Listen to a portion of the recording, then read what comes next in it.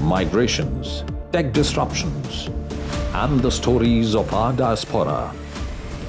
We cover the news that shapes our global future. NDTV World, your new home for global news, is here.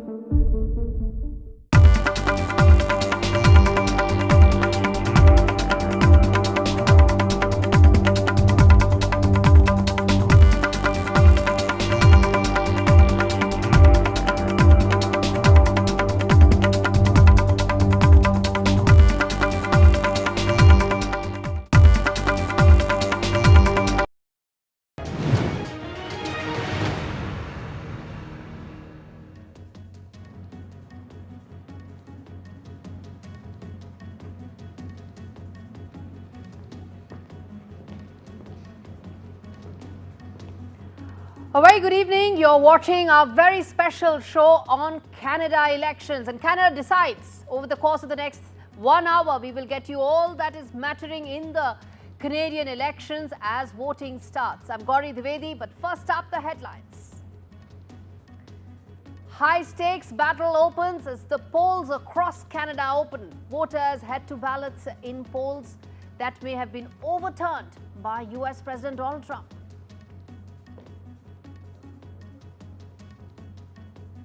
Final set of opinion polls project narrow Liberal victory. Liberals hold a 4-point lead in the latest polls. Will Carney secure a victory, a record fourth-term victory for Liberal Party? We find out.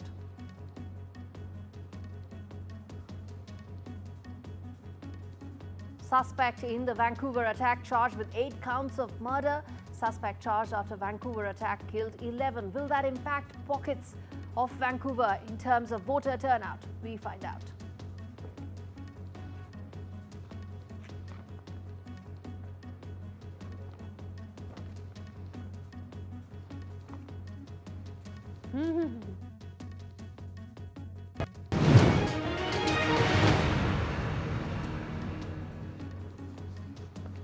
The first polls have opened in Canada, in Newfoundland and parts of Labrador. Prince Edward Island, there are 4 seats that are up for grabs and several others as well.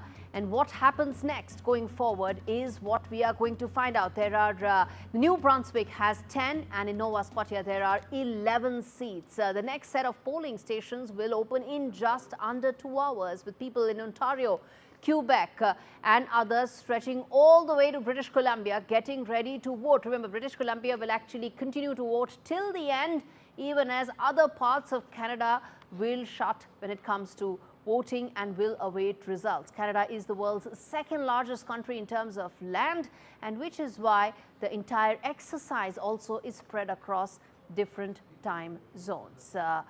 All right, let's quickly now show you all that matters in this election. Before I get in, Maha Siddiqui, my colleague, joining me live from Canada, I want to quickly put out details with regard to what are the key factors in this election that matter. And then we, of course, get you who's who in this election, which are the primary candidates, the people who will, one of the candidates who is set to be the next Prime Minister of Canada, whether it will be Mark Carney or whether it is going to be Pierre. Poilievre. We're going to get that. But first up, let's quickly get in some graphic points to talk more about what are the aspects that the election will be decided upon. I believe I have Vikram Chaudhary joining me live from Brampton to talk more about what he's picking up on ground. Vikram, what's the mood like in Brampton? Talk to us. Have you been able to speak to some voters, the issues on which they will actually be deciding this election on? It's going to be very close this time, that's for sure. The mood and the sentiment is quite divided, and things were very clear. If you would have asked me this question about 3 months ago, the mood was very clear. That was the time when people were for change.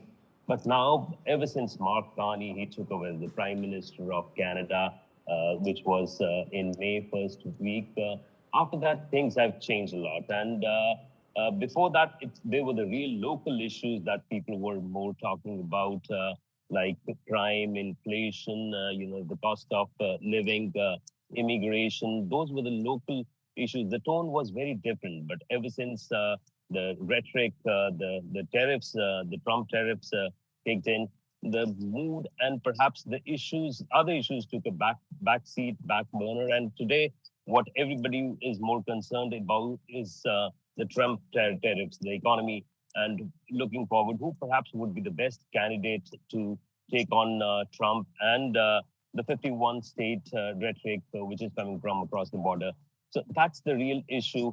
And the entire campaign took a new turn, and they were trying to project, both the leaders they were trying to project as who is best suited to take on and perhaps negotiate a better deal with the US. So what I can tell you right now, Mark Carney has little edge as it has been projected in media and some exit polls and opinion polls. They've been trying to suggest that Mark Carney has a little bit of edge, but it's too close a call to suggest whosoever has the edge right now. But looks like Mark Carney has the edge, and Pierre perhaps was clearly a leader. If you talk about these opinion polls and projections 3 months ago, around about December of 2024, Pierre was clear leader, but things have changed. Things have changed, absolutely. What many suggest that yeah, things have changed sharply, and as you rightly pointed out, that it is Donald Trump effect, where Mark Carney, whose ratings, and in fact the Liberal Party's ratings, which had plummeted to early 20s, is now probably at record high of early 40s. That's been the kind of change that has happened in the sentiment. Vikram, I want to quickly tell our viewers the constituencies from where Mark Carney and Pierre Poilievre will be contesting from, because that's important. Either one of them is likely to be the next Prime Minister of Canada. If they, of course, don't get past the halfway mark, then they may need to take the help of some of the smaller parties. Stay with me, Vikram. I want to quickly tell the viewers that Mark Carney is contesting from Nepean's seat, which is an area in Ottawa, of course, Ontario. This will be the first time that the Prime Minister will be contesting for an election. He's 60 years of age. The first time his name is on the ballot is now. Will he bring the Liberals back for a fourth term is the key question. As for Pierre Poilievre, he is contesting from Carleton, which is a rural area of Ottawa, and they have nearly 44,000 votes were cast, which is 40% of the riding's voters. Ridings is what they are called there. 40% of them happened during early voting. 71,000 people total voted in Carleton in 2021, with some 31,000 doing so in advance. So that 31,000 figure has become 44,000 this time around, which is why it's important to tell our viewers. Then, of course, the competition for both the men primarily is from the other main party, which is for Conservative, it is the Liberals, and for Liberal, it is the Conservative. They are primarily the other main opposition party, with some of the other smaller parties likely to be wiped out in this election. Vikram, let me now ask you the main issue on which you think this election is actually being contested on. We're talking about Trump, but it's essentially the Canadian identity, isn't it? That Canadians are now voting primarily because they feel that the Trump administration has been making a threat or coming down heavily on the Canadian identity. Canadian identity, of course, is a major issue, but there's one more issue which is related to it. US was a major trading partner for Canada. Lots of goods from Canada go to US, and the industry and the economy is dependent upon US's economy as well. And they were the closest allies. If you look back into history, Canada and US were very close allies, and auto sector was a major component of the trade, where parts would get manufactured in Canada, go back to US, where they would fit it into an engine, come back to Canada, and they would put it into car, and then it will get sold in US, and then vice versa. There were many cars which were coming from US, but the problem here is it's Canadian identity, and also what many Canadians believe that backstabbed. They've been backstabbed by US, Donald Trump. So it's economy and identity which has clearly taken the main focus here in Canadian politics, the federal politics. So because provincial politics is different here in Canada. And if you talk about federal politics, there are two tiers of political systems in Canada. But right now, when you have to negotiate or perhaps talk to your largest trading partner, of course, they'll be looking at leader who can do that. Right now, the priorities have changed. In December, the issues were different, but ever since Donald Trump has come over and he's talked about taking over Canada as 51 state, and then also the Trump tariffs. So issues have really changed right now. It's a question of survival for Canada. It's a question of survival for Canada, Vikram. I want to quickly tell our viewers that the early election polling data that has come in, it's been record high early voting took place. Remember, that is something that happened before today. Right now, polls have opened, election has started.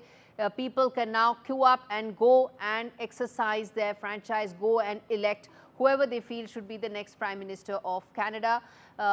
Canada has the first past the post format, exactly like what the UK has or what India has. Having said that, the early election trends that I want to quickly tell, 7.3 million electors voted, which is a 25% increase from 2021. And I'm going to come back and ask Vikram and some of the other guests as to the significance of more people voting online this time as compared to 2021, which was a COVID year election. Second, highest early voting actually took place in Ontario, and the highest early voting in the riding took place in Carleton, which is where Pierre Poilievre is actually contesting from. Or on that note, I want to quickly play out this report, viewers, that really tells and sets the context for why this election is so important for Canada, for the world, and for India as well. Take a look at this report.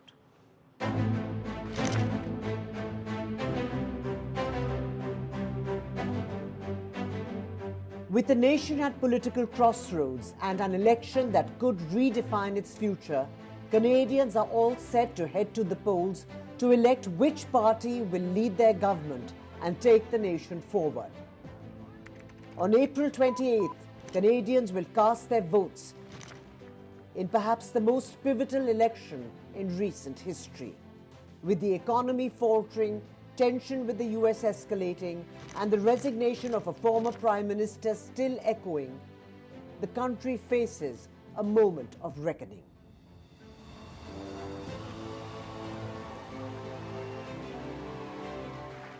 Five main parties are in the race: the Liberal Party, the Conservatives, the New Democratic Party, the Souverainist Bloc Québécois, and the Green Party. But at the heart of the battle, it's a showdown between the Liberals and the Conservatives. Carney, a former central banker, aims to distance himself from Trudeau's legacy while still advocating for core Liberal policies. But his short stint as Prime Minister leaves his political identity still somewhat undefined.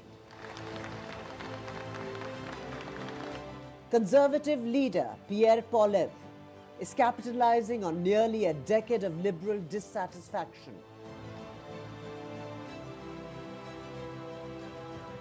His message is clear and relentless. After 9 years of Liberal rule, it's time for change.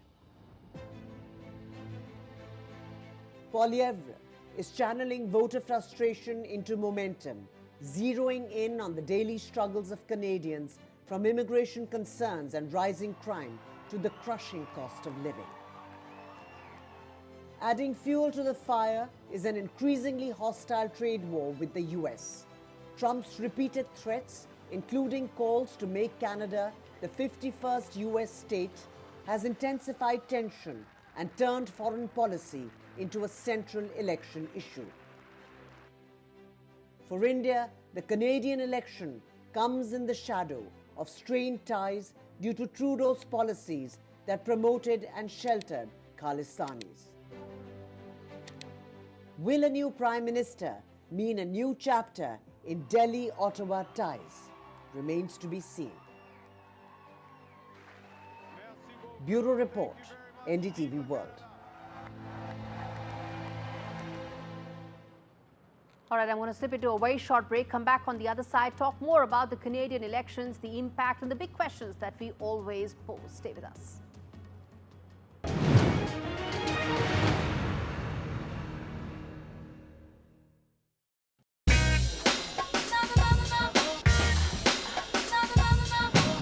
love that.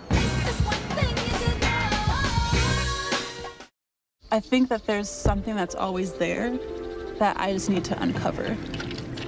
Like, I know I'm gonna get there, but I have to be patient with myself. That's probably the scary part for me. And it's okay, like, if you completely pivot and change.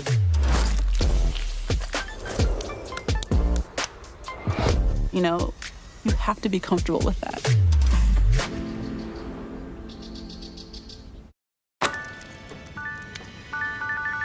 Just going for a break.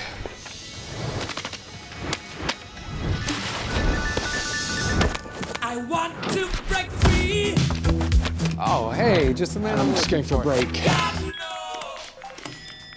God knows I want to break free. But life still goes on. Have a break. Have a Kit Kat. At Green Flag, we don't just save motorists at the roadside, we'll also save you money by halving your AA or RAC renewal when you get our most similar UK vehicle cover. If it isn't half your original renewal price, let us know and we'll pay you the difference. Green Flag's got you. Search Green Flag. In People's Postcode Lottery's May draws, you could win a share of £15.6 million. For the chance to win, sign up before midnight on the 30th of April. It feels good knowing that your future's in hand. EFLO can offer you a loan from £1,000 to £15,000. Get your conditional decision in minutes. Give your family's broadband a spring refresh. Pay nothing for 3 months and we'll cover up to £300